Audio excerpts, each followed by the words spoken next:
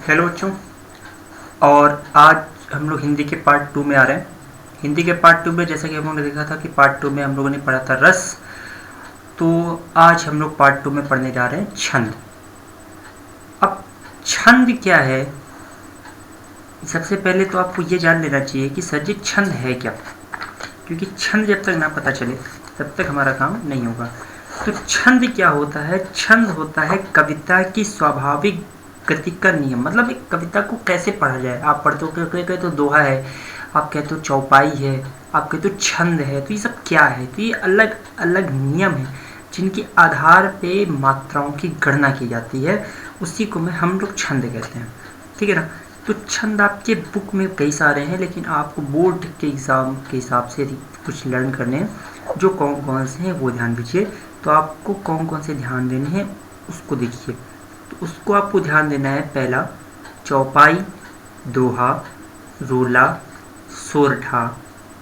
चौपाई, दोहा, रोला, सोरठा और कुंडलिया।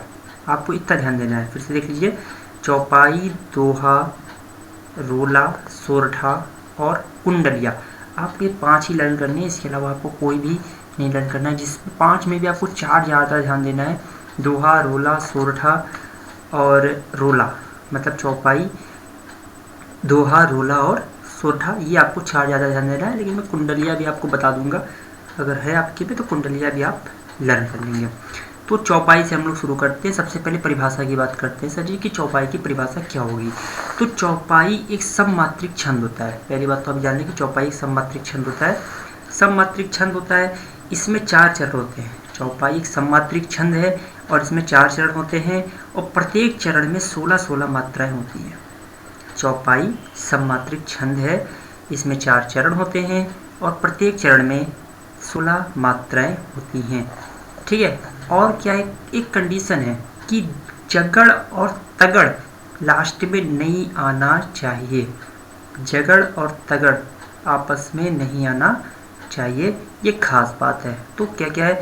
चौपाई एक सममात्रिक छंद है, प्रत्येक चरण में 16-16 मात्रा होती है, इसमें 4 चरण होते हैं और अंत में जगड़ और तगड़ नहीं आना चाहिए। अब आपको एक एग्जाम्पल भी इसका याद रखना है कि भाई चौपाई का एक आपको एग्जाम्पल याद रखना पड़ेगा कि बिना उदाहरण के ये भी पूरा नहीं होगा। तो आइए हम लोग एक एग्जाम्पल देख लेते हैं। वैसे तो आप लोग चौपाई के बहुत सारे एग्जाम्पल, अगर इसको हनुमान चालीसा याद है, हनुमान चालीसा की बेसिस पे चौपाई का पूरा एग्जाम्पल ही है, लेकिन फिर भी आइए एक छोटा सा एग्जाम्पल हम लोग याद कर लेते हैं। बिन उपद चले सुने बिनु काना। बिन उपद चले सुने बिनु काना, कर बिनु कर्म करे विधि नाना। तन बिनु परस नयन बिनु देखा, गहे ग्राण बिनु बास असेखा। आई रिपीट, बिनु पद चले सुने बिनु काना, कर बिनु कर्म करे विधि नाना। तन बिनु परस नयन बिनु देखा, गहे घ्राण बिनु बास असेखा। ये आपका एक उदाहरण है चौपाई का। चौपाई के बाद आते हैं सर जी दोहा पे। दोहा क्या होता है? जैसे ये मात्रिक छंद था चौपाई, सममात्रिक छंद था दोहा, अर्ध सममात्रिक छंद होता है। इसमें भी 4 चरण होते हैं। दोहा अर्ध सममात्रिक छंद है, इसमें 4 चरण होते हैं। पहले और तीसरे में 13-13, दूसरे और चौथे में 11-11 मात्रा होती है। मतलब पहले तीसरे में 13-13, दूसरे और चौथे में 11-11 मात्रा होती है। अब बात करते हैं इसके एग्जाम्पल की कि भाई दोहा का एग्जाम्पल है क्या? तो बहुत सरल है, हाई स्कूल में भी आपने पढ़ा होगा। मेरी भव बाधा हरो राधा नागरी सोए। मेरी भव बाधा हरो राधा नागरी सोए, जा तन की छाई परे श्याम हरित द्रुति होए। सिंपल सा है, मेरी भव बाधा हरो राधा नागरी सोई, जा तन की छाई परे श्याम हरित द्रुति होए। Example clear? आई रिपीट, ये बात दोहा देख लीजिए होता क्या है। दोहा क्या होता है? एक अर्ध सममात्रिक छंद होता है, 4 चरण होते हैं। पहले तीसरे में 13-13, दूसरे चौथे में 11-11 मात्रा होती है। नेक्स्ट हम लोग बात करते हैं सोरठा। सोरठा भी अर्ध सममात्रिक छंद होता है और यह दोहा का उल्टा होता है। दोहा में 4 चरण थे, इसमें भी 4 चरण होंगे। पहले तीसरे में 13-13 वहाँ मात्रा थी, लेकिन यहाँ पहले तीसरे में 11-11 रहेगी, और दूसरे और चौथे में 13-13 मात्रा होगी। अर्थात यह अर्ध सम्मात्रिक छंद होता है। इसके पहले तीसरे में 11-11 और दूसरे और चौथे में 13-13 मात्रा होती है। अब सोरठा का एग्जाम्पल, ये भी आपने हाई स्कूल में पढ़ा होगा। जही सुमिरत सिद्धि होए, जही सुमिरत सिद्धि होए, गणनायक करिवर बदन, करहु अनुग्रह सोई, बुद्धि राशि शुभ गुण सदन। बहुत ही सरल एग्जाम्पल है, उम्मीद है आपको लर्न भी हो जाएगा।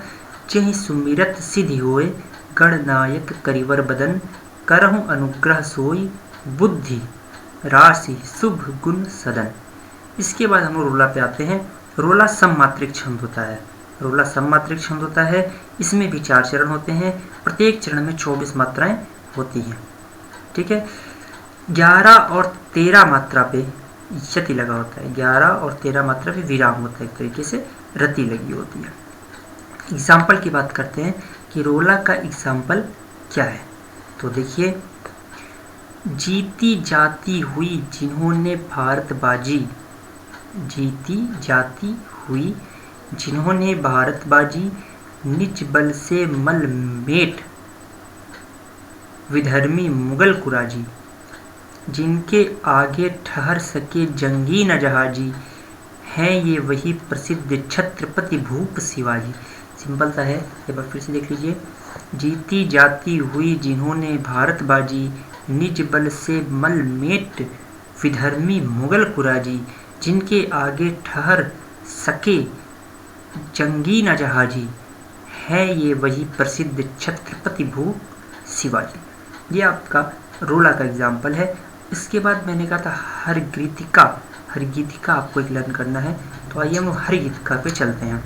हरगीतिका क्या होता है? यह सममात्रिक छंद होता है। हरगीतिका सममात्रिक छंद है। इसमें 4 चरण, हरगीतिका कुंडलिया आपको लर्न करना था, कुंडलिया लर्न करना है। कुंडलिया एक विषम मात्रिक छंद है जिसमें 6 चरण होते हैं और प्रत्येक चरण में 24-24 मात्राएं होती हैं। ध्यान दीजिएगा, कुंडलिया एक विषम मात्रिक छंद है। इसमें 6 चरण होते हैं, प्रत्येक चरण में 24 मात्रा होती है। आदि में एक दोहा, मतलब शुरुआत में एक दोहा और एक रोला जुड़ जाता है, जिससे कुंडलिया बनता है। रोला और दोहा जुड़ करके क्या बनता है? कुंडलिया बनता है। रोला जुड़ेगा और दोहा जुड़ेगा। ठीक है, जैसे आपको पता ही है, दोहा 2 लाइन का होता है, रोला 4 लाइन का होता है, दोनों मिलकर के 6 लाइन बन जाती है। तो इस तरीके से काम होता है। अब मुद्दा ये होता है कि एक एग्जाम्पल हमें चाहिए, बिना एग्जाम्पल के तैयार भी नहीं होने वाला। ठीक है, एक बात परिभाषा लर्न कर लेते हैं। कुंडलिया एक विषम मात्रिक छंद है। इसमें 6 चरण होते हैं, प्रत्येक चरण में 24 मात्रा होती है। आदि में एक दोहा और इसके बाद एक रोला जुड़ करके कुंडलिया बनता है। जिस शब्द से छंद शुरू होता है उसी शब्द से यह अंत भी होता है। मतलब जिस शब्द से कुंडलिया की शुरुआत होती है उसी शब्द से कुंडलिया का समापन भी होता है। आइए उदाहरण, साईं बैर न कीजिए गुरु पंडित कवियार, साईं बैर न कीजिए गुरु पंडित कवियार, बेटा बनिता पौरिया यज्ञ करावन हार, बेटा बनिता पौरिया यज्ञ करावन हार, यज्ञ करावन हार राजमंत्री जो होई, यज्ञ करावन हार राजमंत्री जो होई, विप्र पड़ोसी वैद आपको तपय रसोई, विप्र पड़ोसी वैद आपको तपय रसोई, कह गिरधर कविराय जुगन सो यह चली आई, इन 13 को 13 दिए बिन आवे साई, इन 13 को 13 दिए बनी आवे साई। जैसे कि आप लोगों ने देखा एग्जाम्पल साई से शुरू हुआ था और साई पे ख़त्म हुआ है। इस तरह से इसमें कुंडलिया है। लेकिन मेनली मैं कहूँगा अभी भी कि आपको 4 खास याद रखने हैं, जो है आपका चौपाई, दोहा, रोला एंड सोरठा। इन्हीं 4 को आप अच्छी तरीके से लर्न कीजिए। इनमें से एक आपको जरूर बोर्ड में देखने को मिल जाएगा।